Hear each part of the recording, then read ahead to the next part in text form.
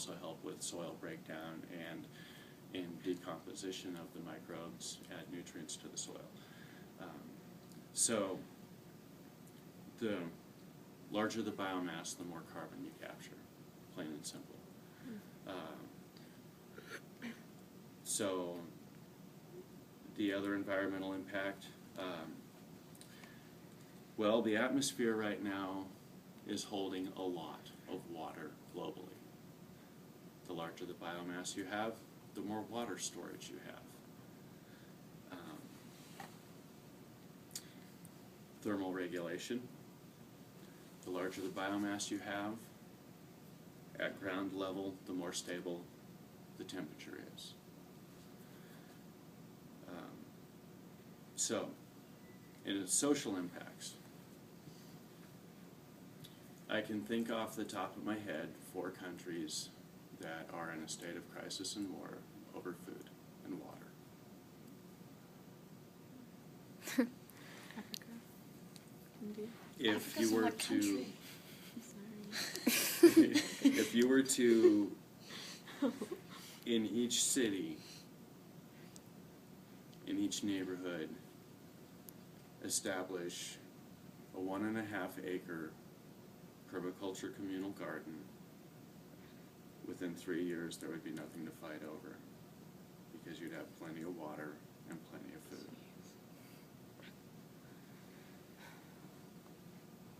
Within the United States alone, you know, you see the television commercial that talk about however many million children a year go hungry, blah, blah, blah, blah, blah. Well, an actual thing that's taking place in South Detroit, a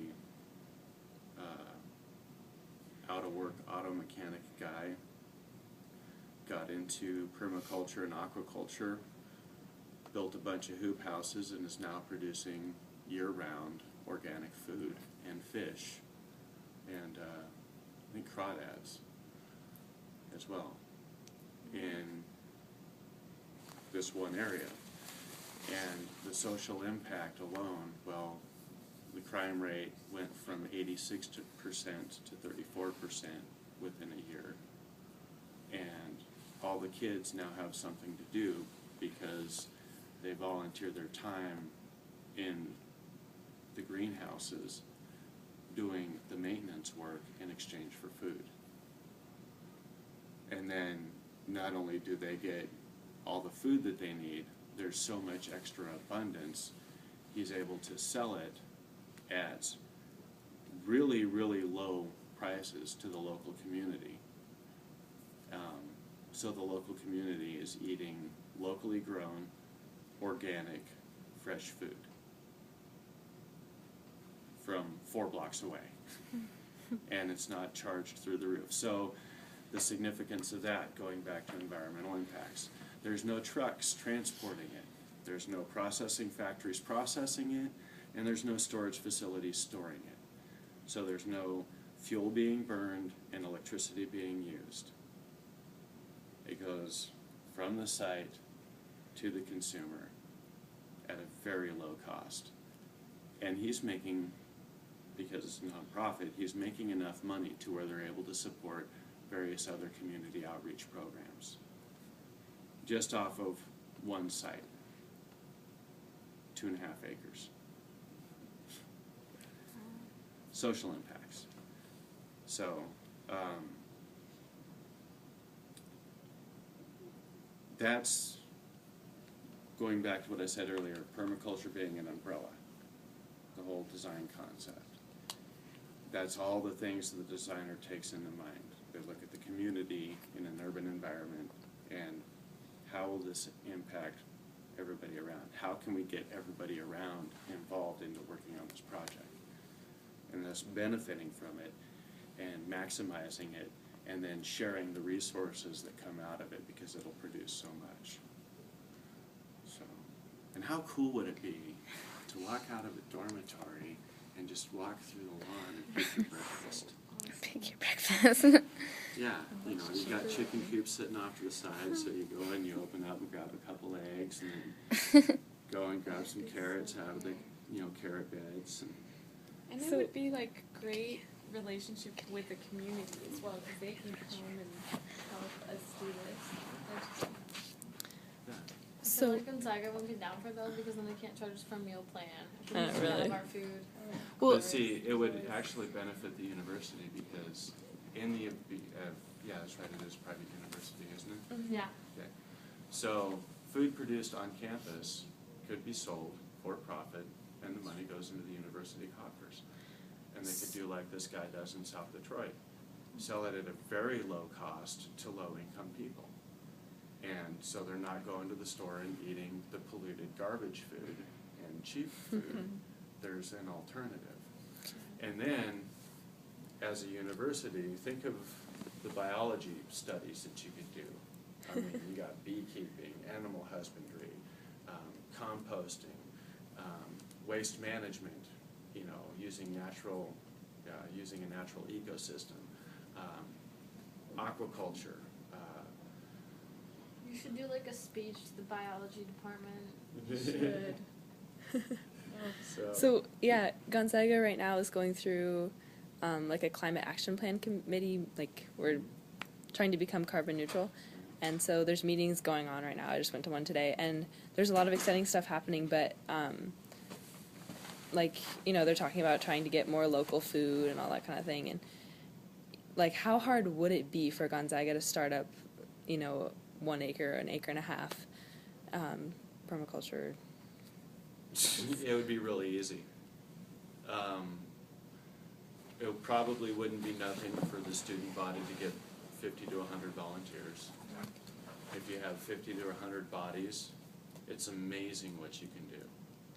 Okay, for example, me and one other guy in 3 days dug holes and planted a full orchard, a full nut orchard, a windbreak barrier that goes around half the perimeter of the property, and a berry patch consisting of just a little over 300 plants with hand tools.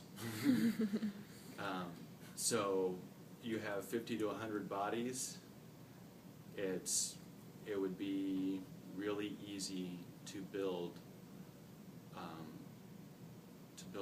a site. The thing with that would have to be taken into account, and I'm pretty sure some stiffer upper-ups in the university would frown on it, is the timeline. Because if you're dealing with an acre and a half, you're looking at a 5-year implementation timeline, starting with doing the design layout and then building the beds. But your first year out of your vegetable beds, you'd be pulling fruit. Most of it you would be wanting it to go to seed, because it goes to seed and self-propagates. Or goes to seed, you collect the seed, and then in the spring you go out and you plant. That's pretty much the work that a permaculture gardenist does is, oh, I'm going to move this plant from here to here.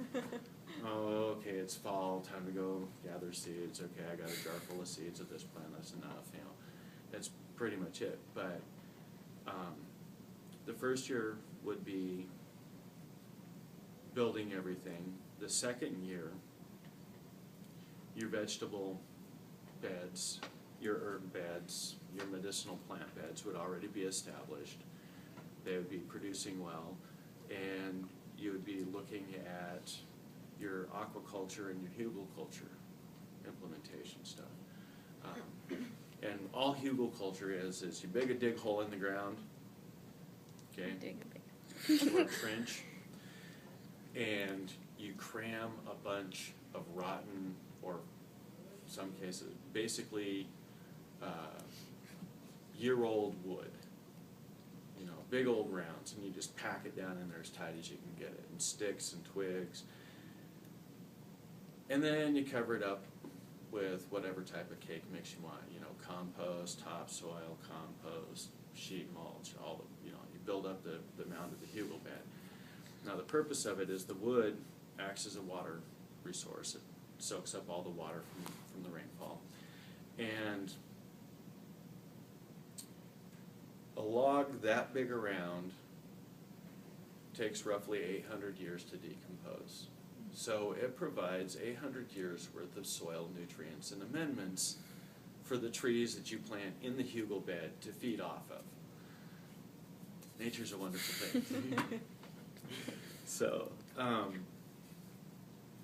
but yeah, you'd be implementing your hugel beds, planting whatever trees that wouldn't be able to be planted the first year. And if you get your trees in by your second year, by year 5, the trees are producing fruit. Okay, and aquaculture is instantaneous food production. With a permaculture system where you take gray water off of any one of the buildings and you run it through a gray water system and then introduce that water into tilapia ponds. A tilapia fish only requires 1 gallon of water at adulthood to survive. You know, this guy in South Detroit he has 4 fish in a 5-gallon bucket. I mean, it's total low rent, but he's doing it, and it's all good, clean food. So, but yeah, a good building over there, if you were to take all the gray water off of that, you'd be able to probably be farming 5,000, 6,000 fish. What exactly do you mean when you say gray water? Is that the water That's that all comes water in? that is not toilet water Oh, okay. or washing machine water. Okay. And toilet water and washing machine water is classified as black water. Mm. And there's even water reclamation systems that utilize the black water, where you have certain plants that feed off of it, and you run it through a pond series of 4 ponds, and by the time it comes out of the 4th pond, it's clean water. You know, that you can drink right then and there. So, any questions? So how did you get to be where you are, like, today? What classes did you take? You mentioned you had a class. And stuff Yeah, like that. it's how I got to where I'm at now. Okay, it's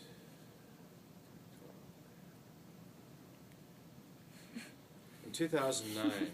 I went to work for the. Or is it 2010? 2009, 2010. I went to work for the E.J. Roberts Mansion Bed and Breakfast in Browns Edition as a painter, and wound up the apprentice landscaper, gardener, under a woman who had been working there for 11 years as the master gardener landscaper. And she started teaching me landscape design and teaching me about plants and how to transplant and how to, graft and all this other stuff. And I really loved it. You know, I spent 9 years, became a journeyman painter, went through the Job Corps union carpentry program, became a union carpenter, was that for a few years, and out of all the trades, I really, really, really like landscaping, because it's not that it's laid back, it's more cerebral of the skills. It's less physical. So, anyway, the economy tanked, the mansion started losing money, so all the new hires were cut back, and then the middle hires were cut back, and then it went down to a skeleton crew. And my former teacher suffered a stroke and was no longer able to be employed, and was no longer able to teach me hands-on out in the field how to work. Went through a couple sudden life transitions, and while staying at a friend of mine's house, my Tai Chi instructor told me to call this guy Skeeter about the permaculture design course that he was offering and see if I was eligible for a scholarship, and applied for the scholarship, got the scholarship, took the class, and graduated with contributions, which is graduating with honors in the permaculture world. and that's the two design contributions that I'm in the process of